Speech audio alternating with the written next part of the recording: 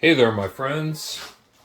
I have been missing in action for quite some time, and I apologize for that. I've had a lot of things going on in my professional and personal life, which have kept me from making much knife related content recently, and some of those things have been very good, and some of them have been not so good. But I hope today to make up for that. I am going to explore a topic that I have uh, thought about many times, but have not conducted any sort of rigorous personal investigation on in real time. And that is what I plan to do today. So I have here my Moritaka 240 millimeter Kuritsuke and Aogami Super. And I have a couple of green peppers to test on. And today's topic is: how does your sharpening direction influence the cutting performance of a knife? You know, so this is part one. I'm going to do three different shortish videos to illustrate each of the potential combinations here. So when we talk about sharpening direction, many people, many sharpeners do the right side of the knife like this, and flip over and do the left side of the knife like that. And that causes the teeth, the micro teeth on the edge of the knife on the right side to go this way, and on the left side they will go that way. For the past year or so, I have been switching hands, and I made that change mostly to even the wear on my stones. However, so I do it this way so that the teeth on both sides are angled back toward me as I'm cutting. And then another possible way to do it is to do this way, right, on the right side, like you're switching hands, but then also do the same thing on the left side and go that way so that all the teeth point toward the tip of the knife. And how will these three different possible combinations result in performance? So especially as it pertains to biting into a slick, hard, waxy type ingredient like a green pepper skin. And so I thought it would be fun to, first of all, I can't remember the last time I sharpened this knife. It's one of my favorite knives. I use it a lot. I'm going to tell you right now, it's not dull. I haven't done anything to dull it. But I thought it just right out of the drawer. I can't even remember the last thing I did this. Let's just see how, okay, so little slip off. I have to angle it in. So this is about bite. This whole thing is about bite, right? So that's push cutting. Now let's pull cut. Okay, pull cutting.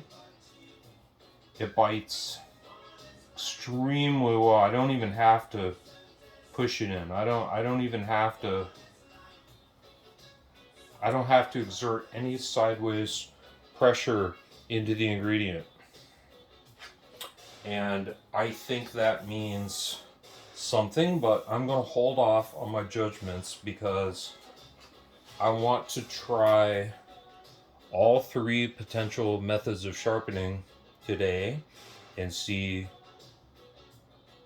what each one is going to deliver in terms of ease of beginning a cut.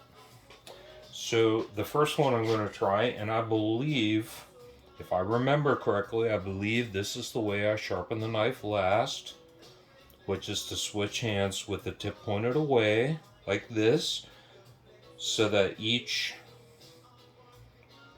each side the teeth are pointed back toward me, and that would perhaps be borne out by what I just witnessed on the pepper there. So let's go ahead. I sharpen this knife at a ridiculously low angle. I have thinned this knife heavily. It's very thin behind the edge. And if you're ever wanting to find your previous sharpening angle, lay the knife over, push the pad of your finger right down onto the edge, very carefully of course, and then twist the knife up a bit until you feel that little gap between the edge and the stone disappear. So let's go ahead and do this. I usually sharpen my blue steels up to 8,000 grit and then strop on 12,000. My Nanawa Snow White 8,000 grit stone had an unfortunate accident.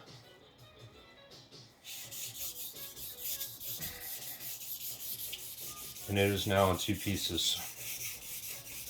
And also, I'm trying to be fairly brief with the run time for each segment today. And so, what I'm going to do is I'm going to sharpen in a given direction on 1,000, 4,000, and I'm going to very quickly strop on my Sharpening Pro 12,000. And that is the stone. That is my normal regimen for my blue steels. I like to sharpen them on the intermediate to fine stones and then strop on my 12,000. And then in between sharpenings, of course, I maintain the edge on a leather strop. So this first segment is all the teeth pointed back toward me. I've got the knife at, roughly a 45, 50 degree angle to the stone. And I am switching hands. So all the teeth, now when I cut all the teeth, oh well, that side went very, very quickly. Okay. So also, I'm going to clean the surface of each stone in between each video so that we start with absolutely identical conditions. And I gave each one a little bit of a scrub before I started with a cleaner stone. So they're not perfect, but for the purposes of edge sharpening a double bevel knife, they are, for all intents and purposes, they are flat. And I had meant to control my knife to stone angle a little more carefully. Let me get a little closer to a 45 degree angle here.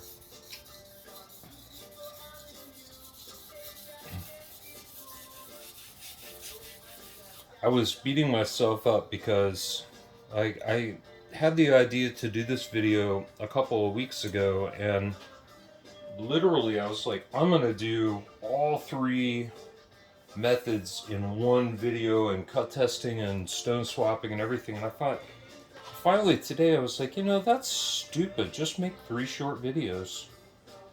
And so that is what I'm doing. Because I want you all to see, every bit of this.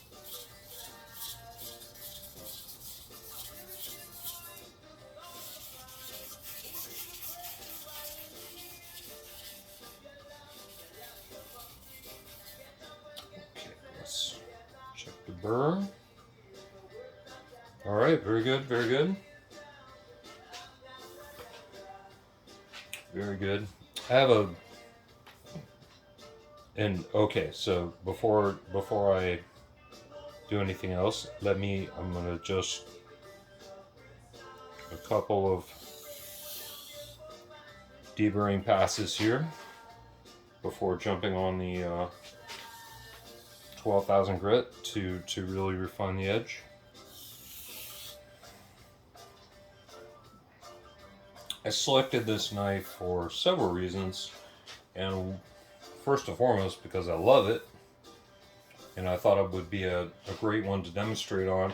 It's a very straight edge overall, which means I don't have to do a lot of lifting. I can really just concentrate on the topic at hand. And then the other reason is that I've already thinned this knife heavily, but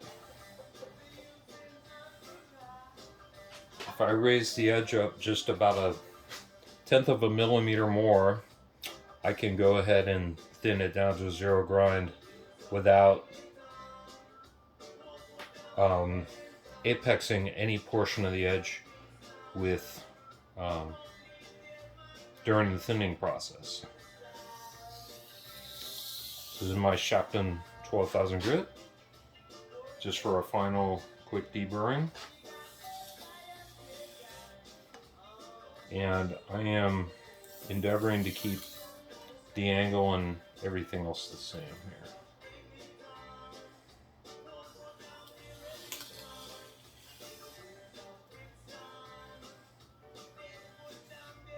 Heard a click there. There's some kind of bit of grit on there. Apologize for that. Okay, the edge feels very clean and good. I'm not going to do a lot of stropping. This, I don't want to over polish these teeth. This is just to knock off any burr that might be on there. So let's take our green pepper again. Let me clean this off because I am actually gonna use this green pepper in some food later. And let's see how we did. So this is gonna be like 0 pressure basically. Okay, basically just weight of the knife, and let's see how it bites the skin. Just if I just stick it on, if I just barely touch it to an edge here and draw it. Oh, wow. I mean, I can't even feel it. I can't even. Can you all see this? Let me get that off there.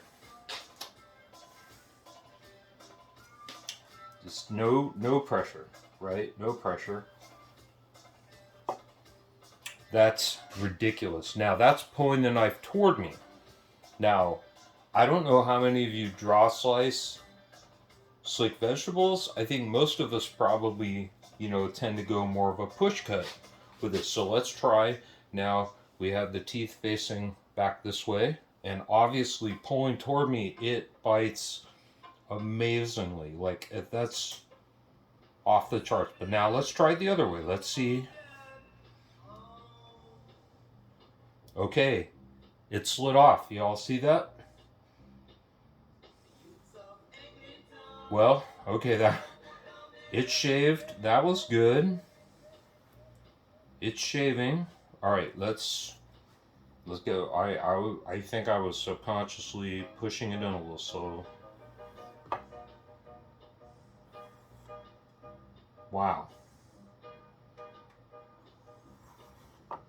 Okay, well, I have a feeling maybe this demonstration is gonna go a different way than I thought it would. So I'm just dangling. Let me find the center of gravity. Okay, about right there. I'm not touching the pepper.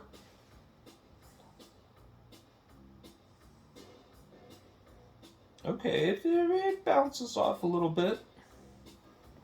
It turns the pepper a little bit. Okay, it's not. Let's go back the other way. Let's do the same thing. I should have just done it this way. In parts 2 and 3, I'll do every cut, just pitching the knife at the center of gravity. Oh, there's no comparison. Look how that just bit in. So, if we were chefing right now, if we had this and we're just, it would cut it. All right, it would cut it. But there's no doubt that it. Oh, look at that. There's no doubt that it bites in better going in the direction of the teeth. So let me sign off this segment now for a minute. And I will clean my stones and retool, and then we'll go the other way. We'll go this way, we'll realign all those teeth, all those micro teeth at the edge back the other way, and then we'll compare directionality again. So please tune in for part 2 shortly. Thanks. See ya in a minute.